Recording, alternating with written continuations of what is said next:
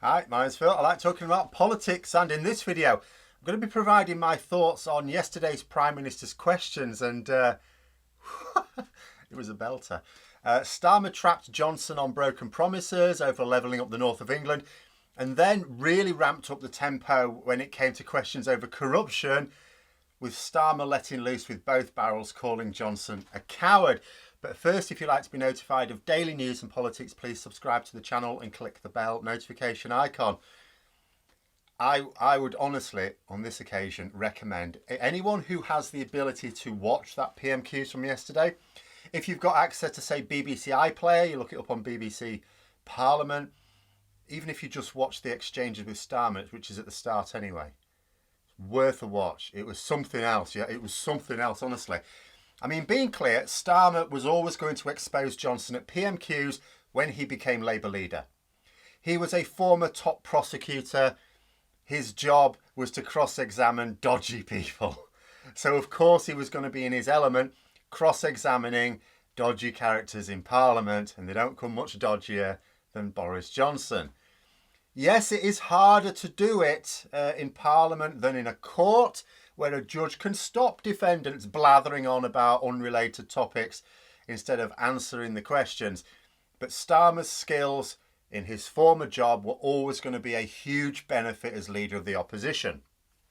But it has to be said, there are things missing from Starmer's toolkit. One of them is fire in the belly. He's very calm and collected, which is fine. That works. But in politics, you also want to be able to ramp up the tempo when needed and show a bit of outrage. In yesterday's PMQs, he did exactly that. And I don't think it was a deliberate tactic. I don't think it's credible to suggest it was a deliberate tactic. If Starmer were able to turn on a performance like yesterday's, he'd have done it before already, because it would be a benefit if he could. I mean, don't try and be something you're not. Don't try and fake it. Because the way he handled PMQs yesterday is exactly the way to handle someone like Boris Johnson. Boris Johnson is entirely about style and not substance, because he has no substance. Substance has no effect on Boris Johnson, who derails any serious discussion with random nonsense. I think Starmer was genuinely outraged. That's why we got that performance. It was genuine. Genuinely outraged by the way Boris Johnson is attempting to cover up corruption, something he's worked his whole career against. I think he hates the fact that Parliament's reputation has been dragged through the mud, and his attitude yesterday was a direct result of it. And this is all to the good, because a number of things can align here. Corruption is an issue that Starmer gets genuinely impassioned over. That will play well to the public. Corruption is also an issue where Labour can take the Conservatives head on. Brexit is causing them too many headaches. They'd be mad to engage with the Tory culture war distractions. Yes, they can attack underfunding of our health system, social care, education, policing, courts and so on. But Johnson just lies and says that he's doing brilliantly on all of them. And then people go, who do we believe? You know, corruption is now an issue where Labour can draw a clear distinction between themselves and the Tories. Not because the Tories are clearly bent and Labour have plans to deal with much of the corruption, but because Johnson has badly mishandled the entire affair. Remember, Angela Rayner, Labour's deputy leader, was given the job of overseeing the party's focus on Tory corruption months ago. Tory SLEAZE has been her caseload for months. And I think she's done quite well. She's been on the ball with a lot of issues, but it was very hard to make things stick. 3 weeks ago, her efforts were having limited impact. After that Owen Paterson mess a couple of weeks ago, it's all coming out. Most of the issues we're looking at weren't hidden. They were in the public view. Some were even reporting on them. We knew they were happening. But by and large, the public didn't. This is why the corrupt wing of the Tory party are really annoyed at Boris Johnson. He's the one who made a massive public issue over it. And it is a massive public issue. PMQs yesterday was very raucous, reflecting the dangers and opportunities seen by various sides at various times. Amusingly, at the end of the exchange, all-round bell-end Michael Fabricant tried to raise a point of order with the Speaker over Starmer calling the PM a coward. Sorry, I didn't hear him say that, the Speaker said.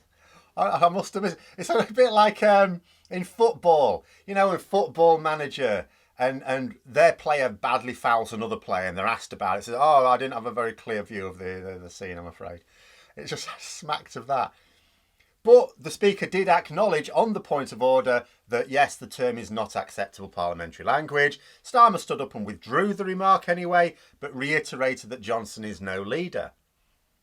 But Starmer's questions began not with the corruption, but with the warm-up over the HS2 rail plans, a major plank of Johnson's plans to level up the country, especially in the north of England. Now, I will add here, there are arguments both for and against HS2. There are a lot of climate issues around it. I am not well enough informed to have a definitive viewpoint. But the political point is that Johnson promised it, and we sort of suspected that he would scale those plans back from the north of England because he doesn't really care. And sure enough, that is now the impression we're getting. Starmer tried to pin Johnson down on his manifesto promise. Johnson tried to deflect the question by saying he should wait for the announcement tomorrow, i.e. today at this point. Starmer was having none of it and pointed out that the PM was unable to do something as simple as confirm a manifesto promise. Again, Johnson refused to confirm that the promise was still valid. So if Boris Johnson twice turned down the opportunity to confirm the promise, then the promise is dead. Which is, after all, the fate of all of Johnson's promises to the public. Then Starmer tackled the big issue, corruption. He noted that several ministers had apologised over the Patterson vote a couple of weeks ago, but that the Prime Minister had not. And that's true. Even the loathsome Jacob Rees-Mogg has apologised for his role in the sordid affair.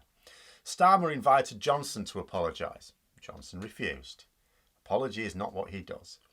And this is what provokes the response from Starmer that Johnson was a coward and not a leader.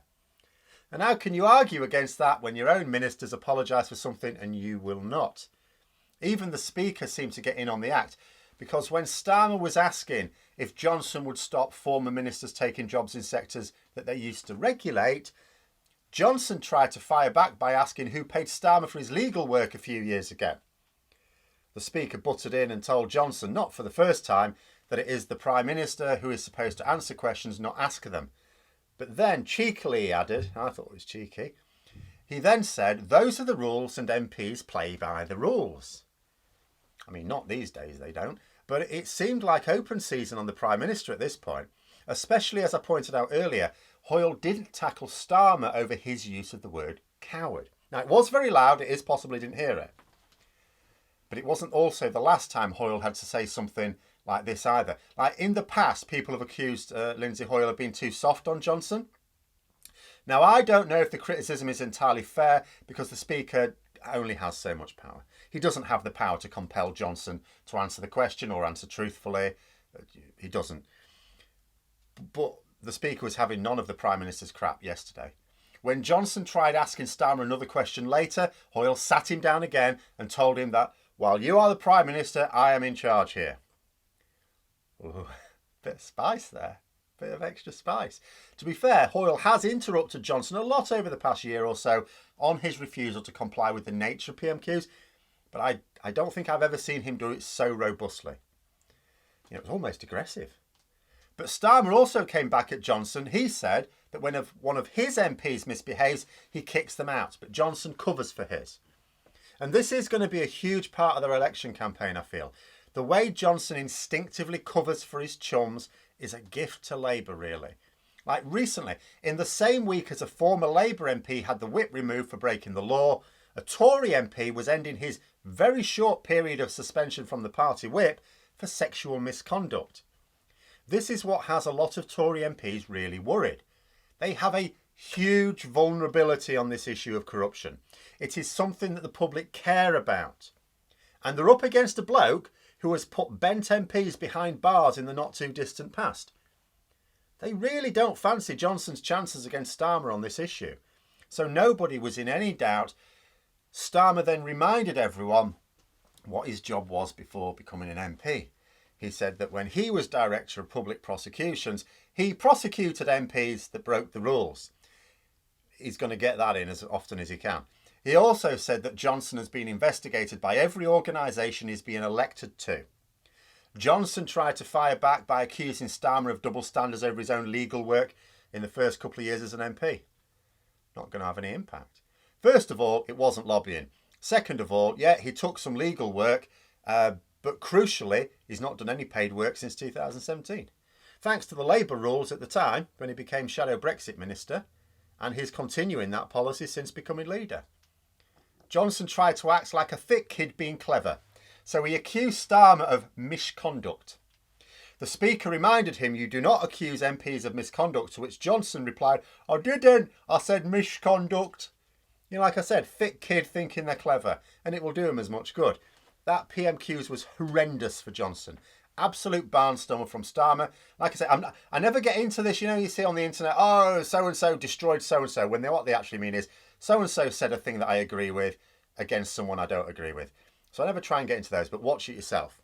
Watch it yourself. Johnson was absolutely demolished. Much more of that, and the public will soon know who Keir Starmer is. At the moment, one of the issues is a lot of people go, I don't really know who Keir Starmer is. More of that. More of that. Then it was Ian Blackford's turn for the SNP. He also hammered corruption by asking a very pertinent question.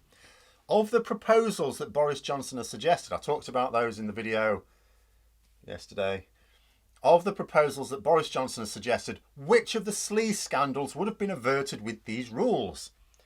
Quite a cunning question, really, because there's no way Johnson can answer it. Not just because his proposals do nothing, but because he'd have to verbalise an example of Tory corruption.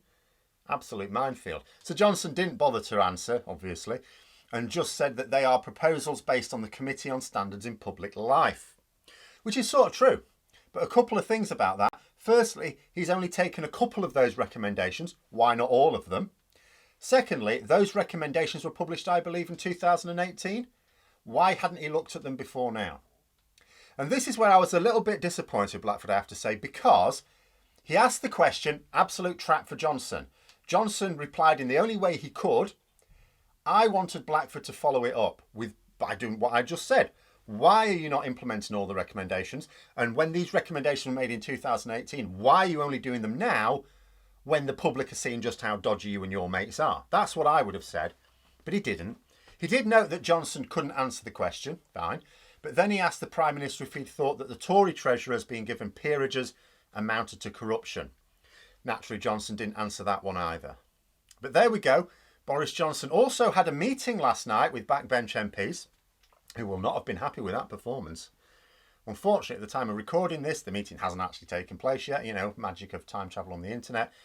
But if anything spicy has emerged after PMQs, which it may well have done, then I will follow that at some point later this week as well. But until then, those are my thoughts. Let me know yours in the comments below. Hope you found the video interesting. If you did, don't forget to click the like button. If you'd like to support the channel further, please also click the Patreon link for details. And until next time, I'll see you later.